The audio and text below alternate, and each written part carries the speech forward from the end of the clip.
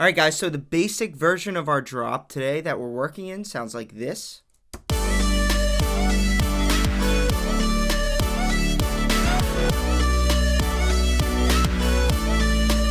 So let's go ahead first and hop into the drums. Here is the basic form of the drums.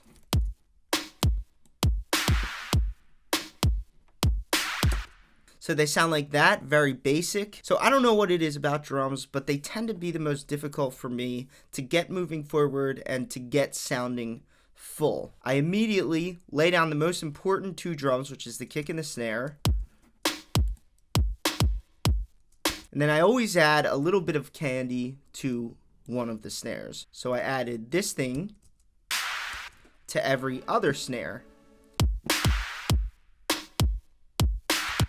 Sounds like that. But in between each snare and kick, it's still a little dry.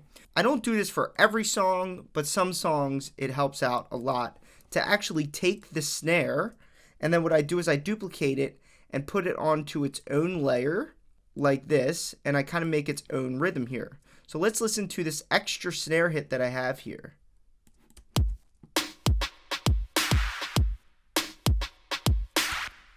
So now we have a little bit of candy in between each snare, and that's not just the basic snare copy and pasted. I also filtered it with an EQ. I took away some of the high frequencies of that snare and some other important frequencies of it so that it sounds like a deader hit. I didn't want it to sound exactly like the main snare, or else my drums would sound digital and flat. Remember, this video is about making everything sound exciting. And I also spread them with sample delay.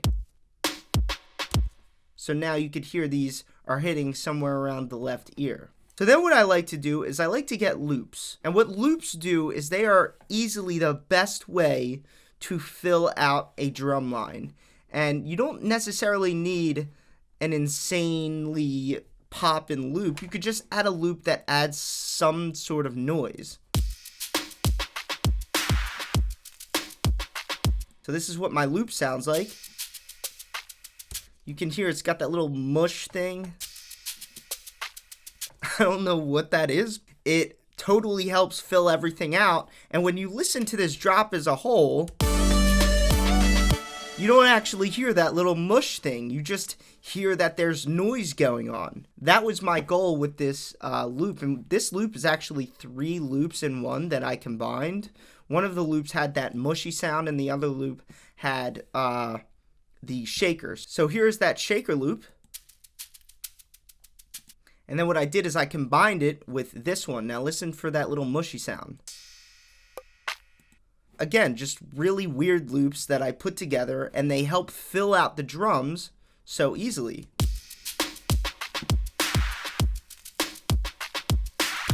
So what I did is I still wanted to get a fuller sound for the drums, so I added another loop like this. And again, it's just a basic preset loop. I didn't make it myself, but watch how it adds just life to my drums.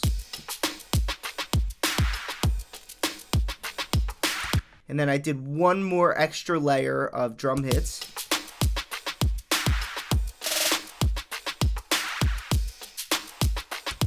And you get that really full drum sound, and it ended up being perfect for the sound of this drop here. If we recap, this is what the full drums sound like with this drop.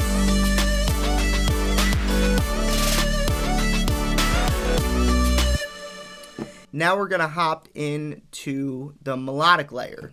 With these drums, I'm just gonna do the simple layer of drums because I don't want them to confuse you.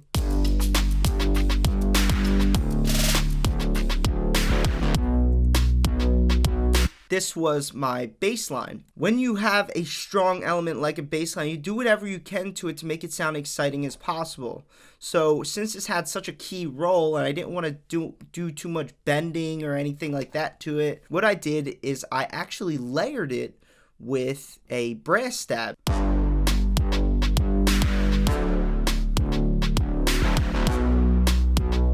So now on every first note, which these are the first notes here, of this bass line. So this one, this one, this one, and this one, I just enhance with a brass stab. And what that does is just pushes the bass line like in your face.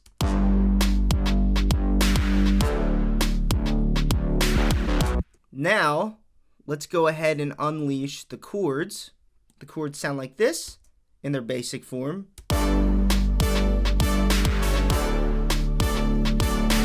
The chords aren't really chords, they're kind of just like drony.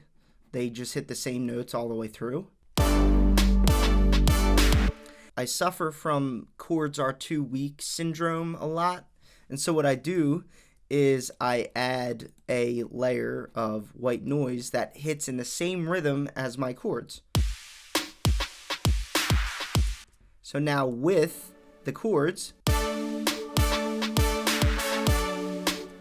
you get that sound. So I'm gonna actually mute the drums because they're kind of throwing me off. So now with everything, we have these.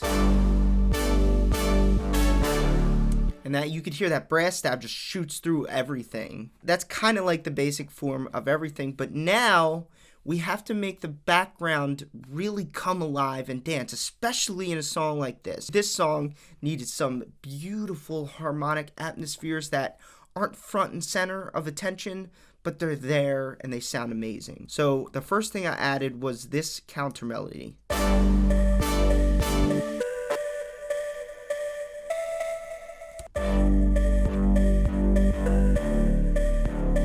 So you can't really hear it that crazy.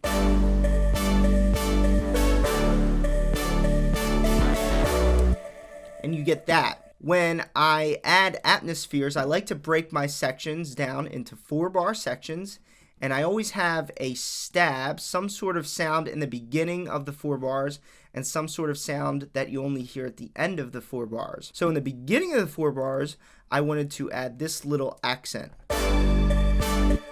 Sounds like that.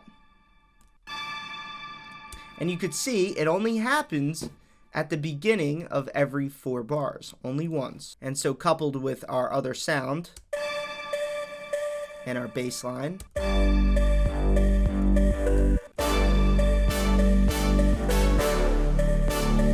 so now we need a sound that complements our stab in the beginning. What I like to do is have a sweepy sound, a sound that kind of comes in slowly, because this is the stabby sound.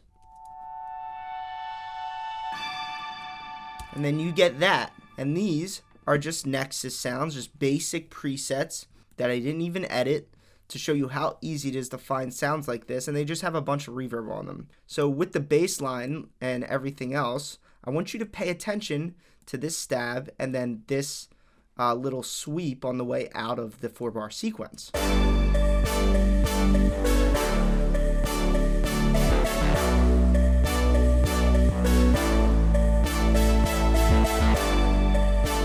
So this final sound that I did to really spruce up the rhythm, believe it or not, is a weird sound that I actually made by accident.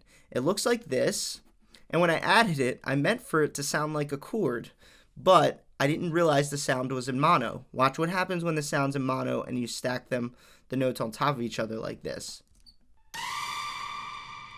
You get that weird sound, and when I heard that, I was like, wow, this is beautifully happy. I'm not going to get rid of this.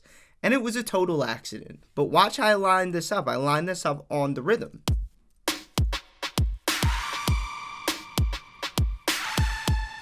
So with everything, I want you to pay attention to when you hear this sound.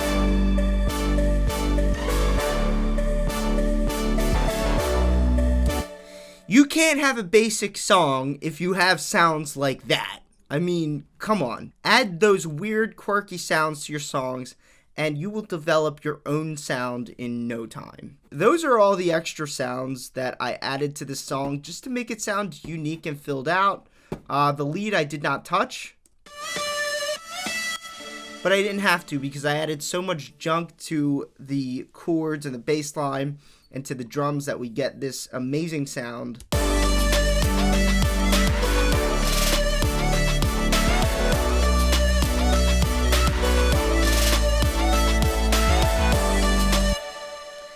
So there you go, guys. Now what I'm going to do is I'm going to make a full sound design video for this project. I'm going to show how I made each and every sound in depth, and I'm going to add that video to the bootcamp along with another house song project that I did in last week's video. And if you are interested in learning every part of music production, including sound design, mixing, mastering, melody writing, and chord writing, come join me in my EDM bootcamp. I left a link for that in the description below, and I'll see you in the next video.